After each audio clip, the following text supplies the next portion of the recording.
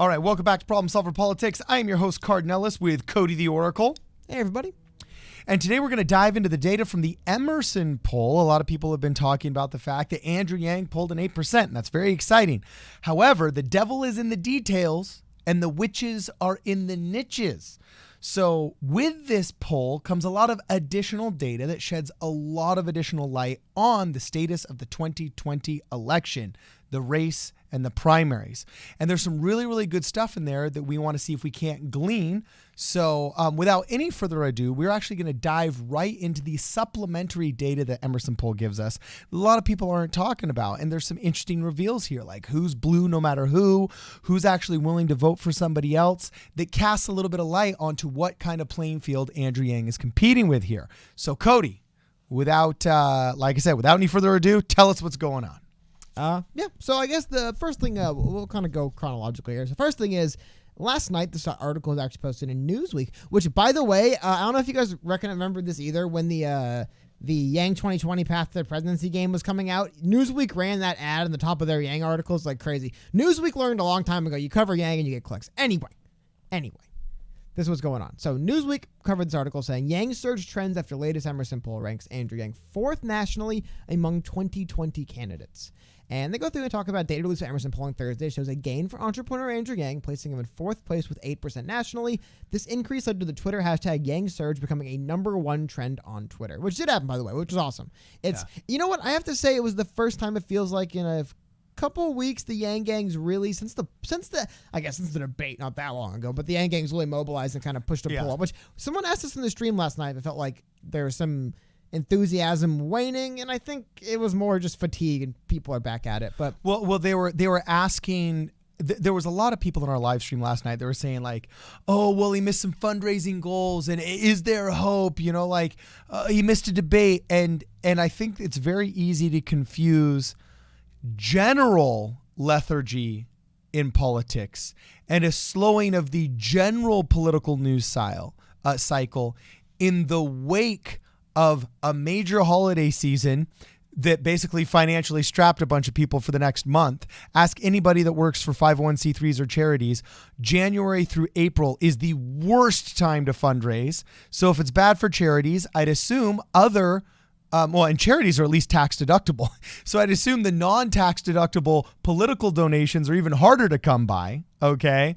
So I think it's very easy to confuse a specific failure with a general failure of the time, and a specific lethargy with the general lethargy, and a general slowdown with a specific slowdown. So I really don't think this is any kind of indicator whatsoever. Continue. So anyway, what we see is that the Emerson poll came out with Andrew Yang indeed at 8%. However, like you said, there's some other interesting things in there, and as well, not just this poll, but some general data we've been seeing along the cycle. So first of all, I want to point out this. Well, actually, I'm going to skip down. So Emmanuel Wilson tweeted, Yang got 9% of the black vote with 8% of the overall vote. This shows that the black community is listening and liking what they're hearing. As more of the black community starts hearing about him, they'll realize that he's their guy.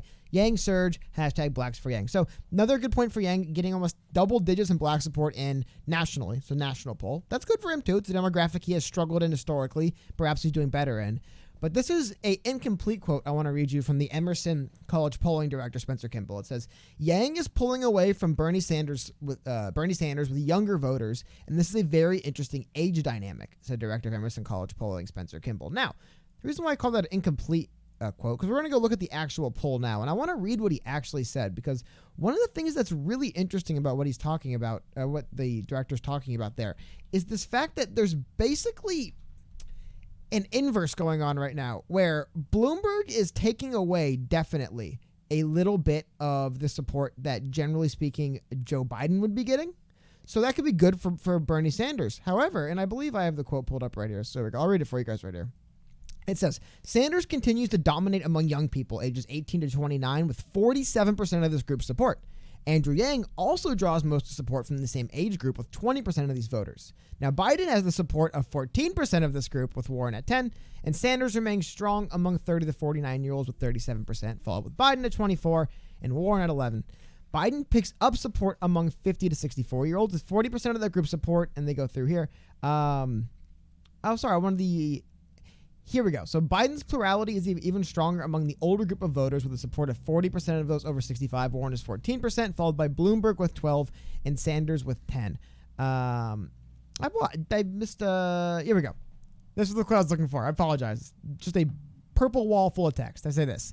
Spencer Gimble, the director of Emerson College Polling, points out, if Bloomberg continues to gain support, it could come at Biden's expense, which would create a pathway for Sanders to the nomination. On the other hand, Yang is pulling away votes from Sanders with younger voters, and this is a very interesting age dynamic. So I always want to read the full quote is because this is something we have been seeing for a while. Well, it's almost like those original old school Quentin Tarantino films. You know how we always loved what's called the, quote, Mexican standoff, where one guy is pointing a gun at the other dude, and then he pulls a gun on the second dude, and the second dude pulls a gun on the third dude, and there's this triangle of guns getting pulled.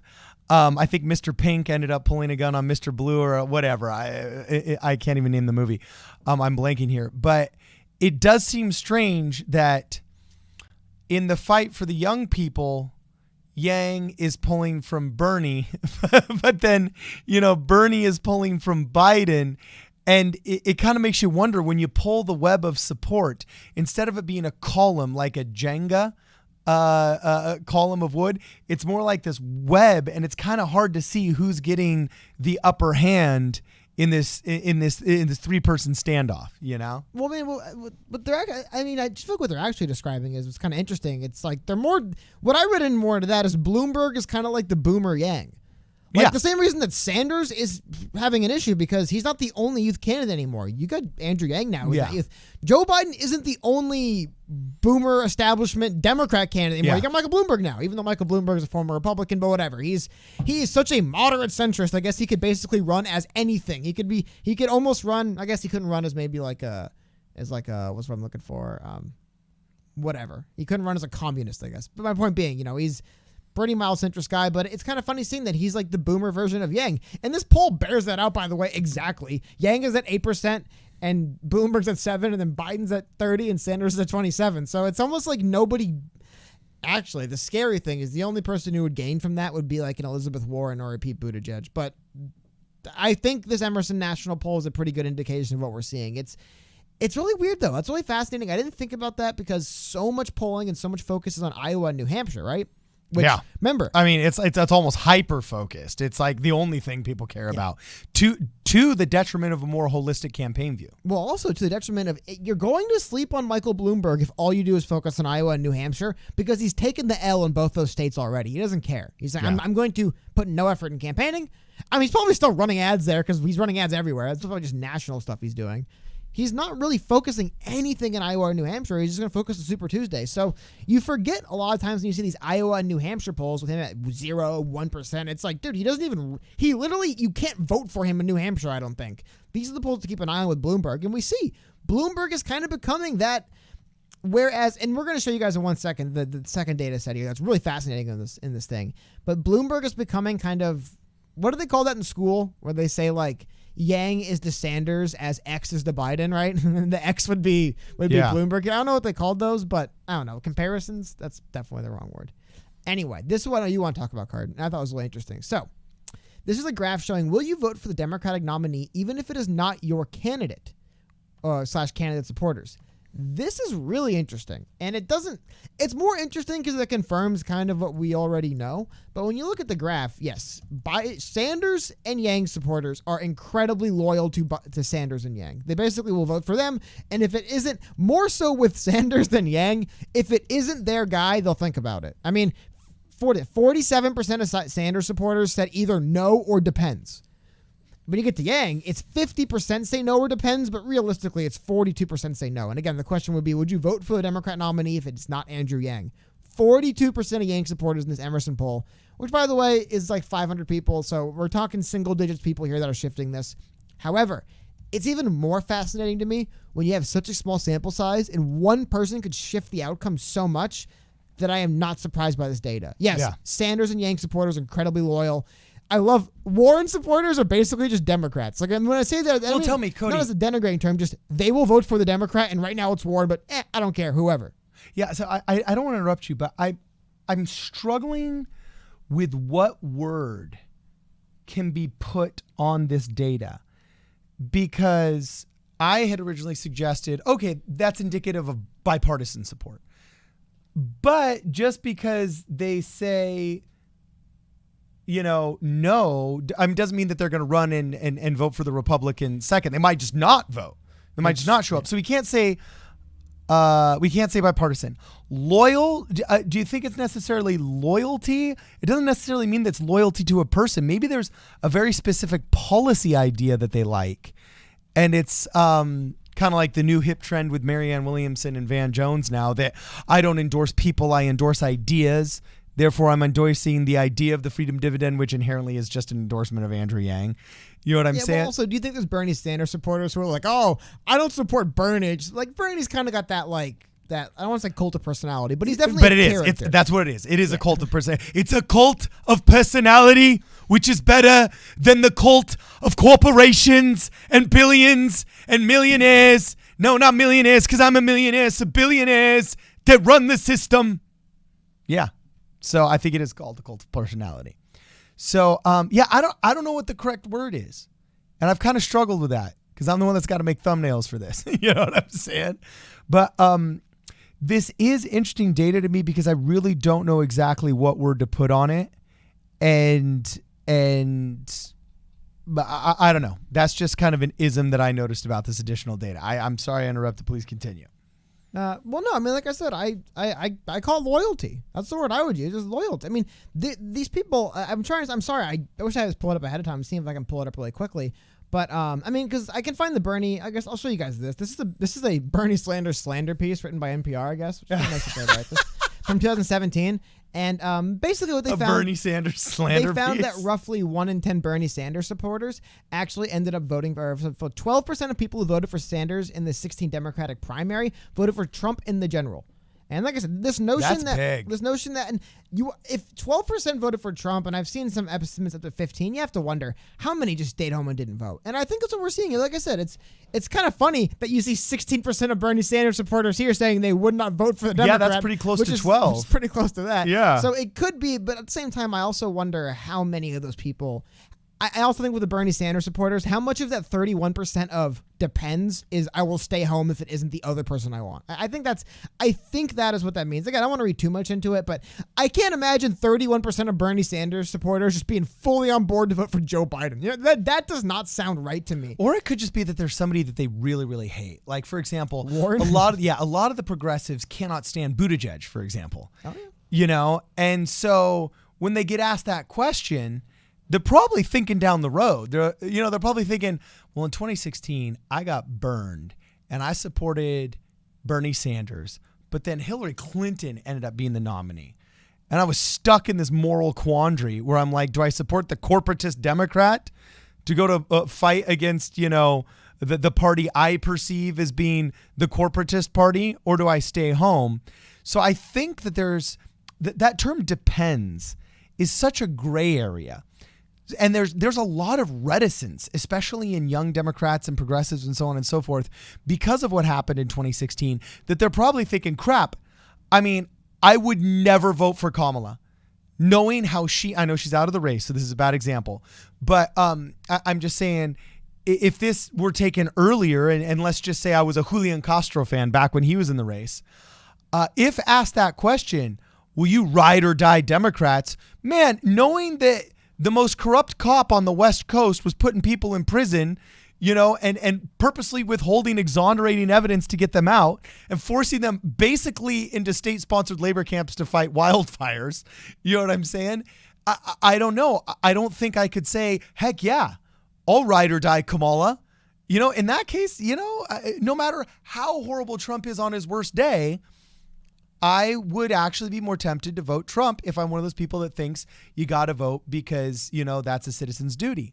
So I think the only reason why that depends is so big is because we are in the shadow of what happened in 2016. And there's 1,000,001 reasons why a young Democrat or a young progressive would say depends with how wide the field is right now. Because I don't know, if you really don't like Pete Buttigieg, I wouldn't say ride or die Democrats, knowing that he could potentially be the nominee if my guy bails. Well, like I said, I would be dumbfounded at this point to see very many Sanders voters go Warren with how bad things have gotten between those two campaigns. And then also the idea of like... I think you just called me a liar on national television. Can you actually imagine a diehard Bernie Sanders supporters holding his nose and voting for Joe Biden? Anyway, there's one other number here. Yes, I could. This number's been floating around for a while, but I want to kind of get into it because I think we're seeing the same thing happen here twice. So I want to get into this. Now, this is a Vox article from about mid-December, and they mention farther down the article, they say, pollsters at Marist College found that 76% of Democrats have not definitely decided who they will vote for. 24% that said that they have settled with certainty on a candidate. Now, I want you to keep that number in mind, 76, right? Because if we go back to this Emerson poll, what Emerson found was really fascinating. According to Emerson polling, and this is kind of small, so I'll read it out loud still. I'll try to highlight it for you guys. They say that 72% of Democratic primary voters plan to vote for the Democratic nominee even if their candidate does not receive the nomination. And one thing I think is interesting when you look at these two numbers is I do believe that the amount of the electorate that is up for grabs is basically 76% or 70%, because to me, these numbers tell me the exact same thing. There's 70% of voters out there who are going to vote Democrat that are probably just going to vote for the nominee, roughly. They're not super made up. They're not like, it's got to be Sanders, it's got to be Biden. There's about 72% of Democrat voters who will basically just vote for whoever the nominee tends to be. They're not too picky right now. That means winning these early states, like the people that aren't paying attention in Iowa and New Hampshire as much, like this is where... And I think it's why we see this graph here. So what I'm trying to say is a field like this is what lets an Andrew Yang or a Bernie Sanders, I don't want to say take over the party, but they're definitely the outsiders who are not wanted by the establishment. However, when a majority of voters in the party legitimately are like, I'm not too particular either way, I'll vote for whoever the nominee is. Yeah. Holy cow, it's win that nominee. Showing that you can win the nominee, it can be so much for these people. Winning in Iowa, New Hampshire, you can start snowballing, because the only two candidates that have what I would call loyalty, by the way, shout out to, I believe, the two people that said they would not vote for the Democratic nominee if it was not Joe Biden. Shout out to those people who are just like, Biden or bust. I will Joe Biden or nobody. You know, it's got to be like a couple people. Yeah, because no, look, if we know that the sample size N equals 497, and you've got 1, 2, 3, 4, 5, 6 candidates, that already means there's less than 100 answering per. Yeah. And so each percentage point could literally be like 1 to 2 people. You know, so if he's rocking a solid 4 or 5% of no, you know, there's some cranky old cuss, you know, like, I don't know, in South Carolina or in Iowa that's like, no, Joe Biden's my boy. But how about also this, though? The fact that, and again, I think when we get to splitting hairs this much, it's where the small sample size and the It's Just Winner poll, that's when it really comes out. Because check this out. Like, there's more people by 3 points that will only vote for Joe Biden than there is that would only vote for Elizabeth Warren. Like, is Elizabeth Warren really that much of the establishment shill candidate that, like, people who literally are just like, remember, Warren and Buttigieg are the only two candidates where not one person responded to this saying, I would not vote if it was not my candidate, which I think is also really bad. Because again, the word I look at when I see this is loyalty. These are not loyal voters. Warren voters, Buttigieg voters are just Democrat voters. They're registered Democrats, and they're supporting whoever wins. I think, I want you to get to that. The only thing I was going to say is I think what's dangerous about courting those voters that you're seeing in Warren and Buttigieg especially, these people have already made up their mind on who they're voting for. It's whoever the Democratic nominee for president is. They're not going to be the most diehard, rah-rah supporters for Buttigieg, because at the end of the day, they're like, if I have to vote for Warren or Biden, whatever. And that's, I would say this is one chart that bears it out. However, the last thing I want to, we'll get into that. Sorry, what you were saying first. Well, I'm just saying this also just confirms an analysis that we made yesterday. Remember when you said you were about 75% sure that Andrew Yang was going to be able to peel off a delegate in Iowa, but I said I'm 95% sure. Look at this graph. 42, that's a 42, right? It's low resolution on my screen. 42% of the people said no. I mean, Andrew Yang has the biggest amount of those old cusses that were Joe Biden fans or not. Oh, yeah. You can't tell me that level of passion is not going to find its way through a crack and peel off one. I want to say something even. Like, you can't tell me this literally confirms the most passionate support is behind Andrew Yang, which means, and Bernie Sanders is a solid maybe 1/3 of that 42%. So actually, it's an exact statistical 1/3. You can't tell me that level of passion. It's like when you're using CLR or lime away or muriatic acid to clean something. If you even just have a small cut on your hand somewhere, it's going to start stinging like crazy and you're going to feel it. Okay. That's just like getting a delegate, that's going to seep through whatever crack it has to have to find that delegate, and boom, they're going to get it. So that's why I come up with the 95%. Right there. Well, I want to show you this as well. Now, there's other data out there. Like I said, I apologize. I didn't get it pulled up in time. It's out there. I'll try to have it in the description. But what I want to show you is this. This is a Monmouth poll from, I want to say, earlier in this month. I think we covered this poll, actually. It was about 2 weeks ago. Anyway, it's really interesting. And this is a Iowa-specific poll. And they found something that now, while over time, from November 19 to January of 2020, so like 2 months, people have become more decided.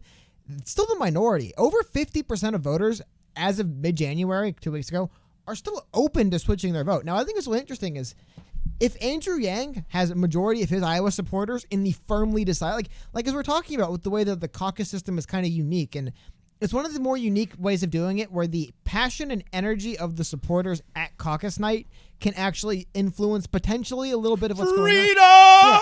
Well, not even that as much. Think about it. If 50% of people walk in open to changing their mind, yeah, then they're like, these voters are up for grabs walking into the caucus area potentially. Then you can win these people over. Man, we gotta really find a way to make it to caucus night, man. Well, like I said, we're not Iowa residents, unfortunately, so we have to get we could buy passes. a UPS store.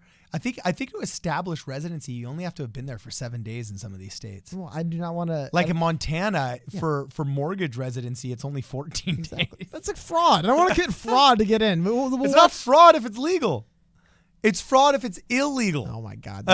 What a discussion. But sorry, I just wanted to get that one last thing out there. That I think it's really interesting looking at the fact that Andrew Yang is most of his supporters being firm supporters. I will support Andrew. And you're looking at some of these early states, even in Iowa, where they're voting when this poll was taken less than a month after this polling was done. There's still a majority of people who are pretty open to changing their mind. The majority of the people are open with moderate to high. I mean, most people are like, yeah, I guess I can change my mind still. That's great for Andrew Yang. And Andrew Yang supporters aren't changing their minds. 42% of them, according to Emerson, won't vote, or at least won't vote Democrat if it isn't Andrew Yang. I mean, that is a glaring number. And again, I don't want to. I think the fact that there's so many Bernie Sanders supporters who said they will depend, I would have to imagine a lot percent of that depend would be a no as well, right? I can't imagine, people being like, it supports Sanders or Biden or Warren. That does not sound logical to me. But again, that's just kind of hyperbole. But it is a very, I don't want to say promising, but there's some interesting data here because a lot of this stuff, like I said, what one particular data finds in one particular data set, if it makes no sense and kind of doesn't seem to line up with reality, probably doesn't, right? This lines up with reality to me. Bernie Sanders supporters, by and large, like we said, roughly 12 to 15% of them literally voted for Trump in 2016. This poll finds that 16% won't vote Democrat. I mean, it is kind of, we were seeing this bearing to reality. It's basically what we see. And if walking into caucus night, majority of Andrew Yang supporters are, I am 1,000% here for Andrew, and roughly half of other candidate supporters are, I'm just kind of here to support my person, which, like I said, in Iowa, we're seeing that about 50% of, exact number in my head, was it 54% of people are saying, you know what, I'm still kind of open to switching. I could be. And again, I wonder if that's Biden to Warren, something like that. But still, interesting stuff leading up to caucus night I wanted to highlight here. Because while this is national, this Monmouth data here, this is Iowa data. So it's not just, and again, the fact that people this close to caucus night aren't exactly firmly made up in their mind, that is interesting. Because again, just unique to caucuses to like a traditional voting booth. When you go to vote in your voting booth or mail in your ballot, there's no external pressure to switch your vote. On caucus night, there's an external pressure to switch your vote. So that could be interesting for you.